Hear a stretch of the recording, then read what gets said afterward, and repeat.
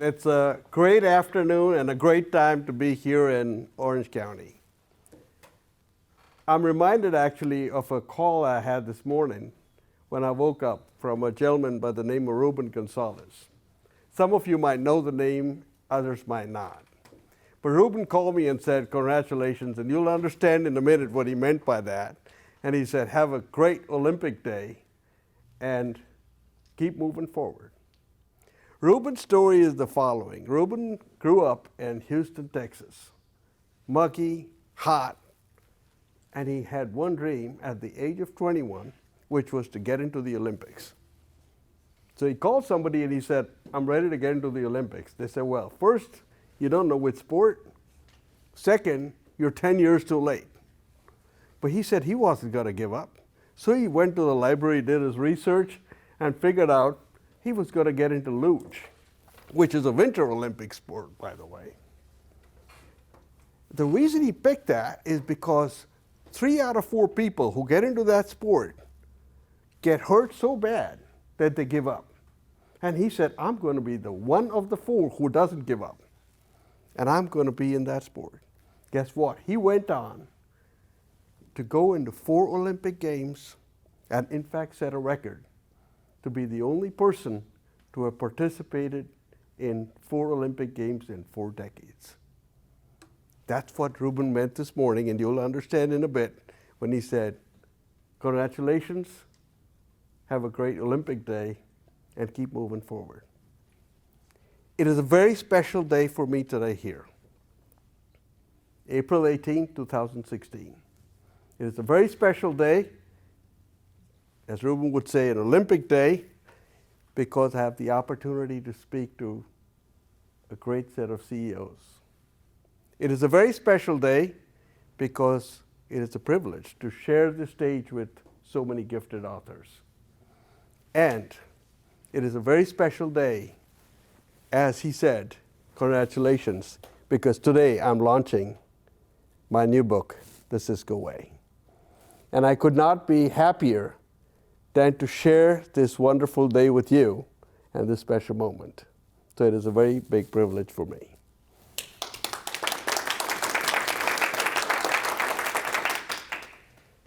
I'm going to start with Cisco. Just a year ago in June, 89 miles south of here in San Diego, at an event called Cisco Live, John Chambers, in his final outgoing speech as the final CEO moment for him, recanted a prediction he had made 2 years prior. He had said, 24% of Fortune 500 companies will not survive the next 25 years. On this day last year, he said he was wrong by a long shot. It turns out, Fast Company had reported a new statistic that was coming out of a research done at Babson School of Business, where they said 40% of companies will not survive the next 10 years. So here's a question for you. If you want to be in the 60% that will survive the next 10 years, you better listen up, because that's what is the content of this book on how to get ready for this new emerging services economy. I'm going to take you back to the beginning of this century. Right after the dot-com bust, there was a tectonic shift that occurred that shook the IT industry at its very roots. It was the explosion of the internet. It was something that took root in the late 90s, started to blossom and take firm ground in 2005, and even today it is pushing and stretching every boundary of expansion. My favorite author, inventor, and futurist is a gentleman by the name of Ray Kurzweil. In a report done by the Boston Consulting Group, BCG, which they call the Internet Economy for the G20 countries, the $4.2 trillion opportunity, they labeled it, they reference an old fable that Ray Kurzweil, in his book, The Age of Spiritual Machines, had repopularized. It's about a Chinese emperor who grants one of his enterprising subjects a grain of rice on the first square of a chessboard. That day he was feeling extra generous, so he said, I'm going to give him more. I will double it on every subsequent square. He thought he's going to get away lightly with this. 1 became 2, became 4. By the time he got to the 32nd square, he owed this enterprising subject 100,000 kilograms of rice. He thought, that's a lot, but it's manageable. The fun starts here.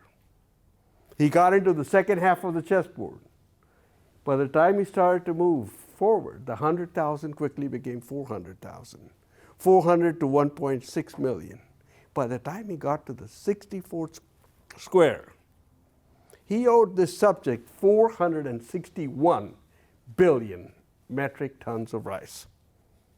To put it in perspective, that's 4 billion times what he owed him at the end of the first half of the chessboard, and it's 1,000 times worldwide rice production in 2010.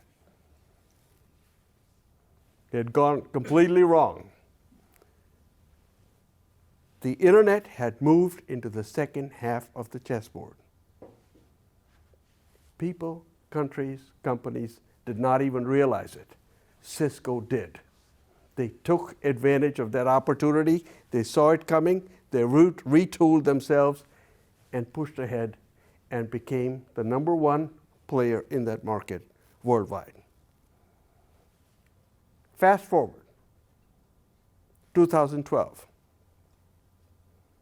President Obama laid out on May 8th, 2012, a presidential agenda for what he called the 21st century digital government.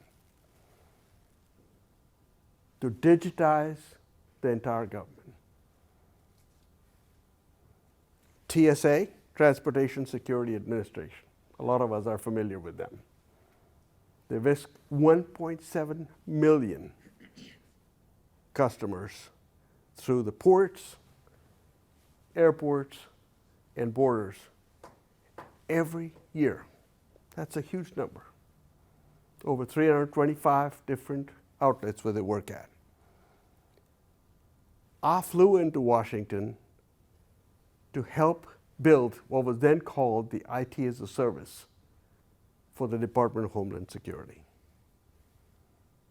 The Department of Homeland Security, as a lot of you are aware, is built of 22 different agencies or components, as they are called.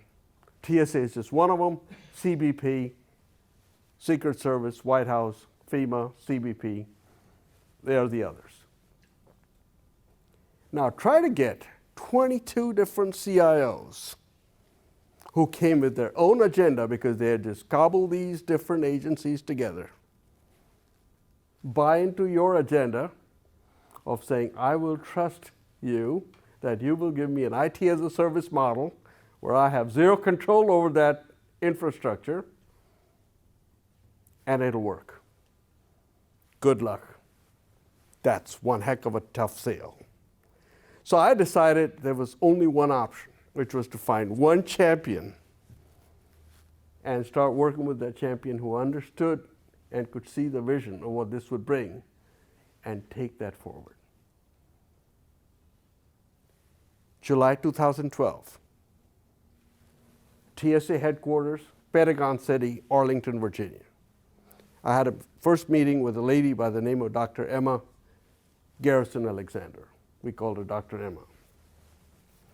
You talk about somebody who's forward-thinking and a visionary. This lady embodied all of that. She had grown up through the ranks in the NSA, become a total expert in cybersecurity, and she was the CIO of the TSA. She and I agreed to get our teams together, architects. We built the vision for what we call the future mode of operation, FMO. We laid out what the current mode of operation, the CMO, looked like, and we drew the map on how we're going to get from the CMO to the FMO. We put it into execution. 9 months later, we had a video installation across all of these TSA entities, bringing the entire organization together. She was then the evangelist that then pushed it through the rest of DHS. That is an example of how Cisco was trying to navigate when a new market came out, as in this case, as a service, the service economy. We were pushing that boundary. I take you now back to the future. 2016. You're now driving in San Francisco to the airport on Highway 101. And you see the traffic come to a grinding halt. You've got this meeting in JFK that evening, so you've got to get on that plane. So you start to fumble for your smartphone. Call your assistant. Have her look for flights that could get you there in time. Then you see Highway 92 and you go, I might still make it. I'm not that far. Guess what? A few miles away on Interstate 80, there's a 20-mile stretch between Carquinez Bridge and the Bay Bridge. It's called the I-80 Smart Corridor. The difference is there are metal loops and sensors embedded in the ground in the road right below your car that are capturing the traffic patterns every second, feeding it up to a central command center at Caltrans, and they submit information back on which are the routes that can be taken, which are the blocked routes, and which are the 44 on-ramps on that 20-mile stretch are most convenient for the drivers. 270,000 drivers use that stretch every day. Welcome, ladies and gentlemen, to the new world, a new transition, the Internet of Things. If we thought the Internet was one explosion, the 4.2 trillion opportunity, and then the as-a-service emerging opportunity, the Internet of Things is going to be even bigger. If you've ever been to the Mavericks at a town called Half Moon Bay, south of San Francisco, waves crest at 25 feet, and they can peak at 80 feet. This is going to be bigger than that tsunami. There's 16 billion devices connected over the internet today. 2020, there will be 50 billion. 2030, there will be 500 billion. This is a $19 trillion opportunity. John Chambers said, this is going to be bigger than the internet. It is a given that the digital era has come. It is a given that governments, cities, countries, and corporations will have to change.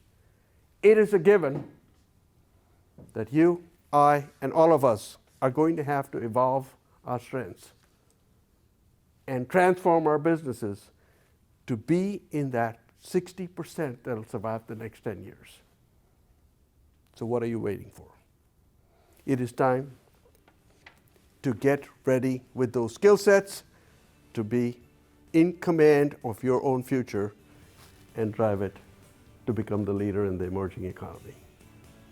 It was a pleasure speaking to you. Thank you for taking the time with me.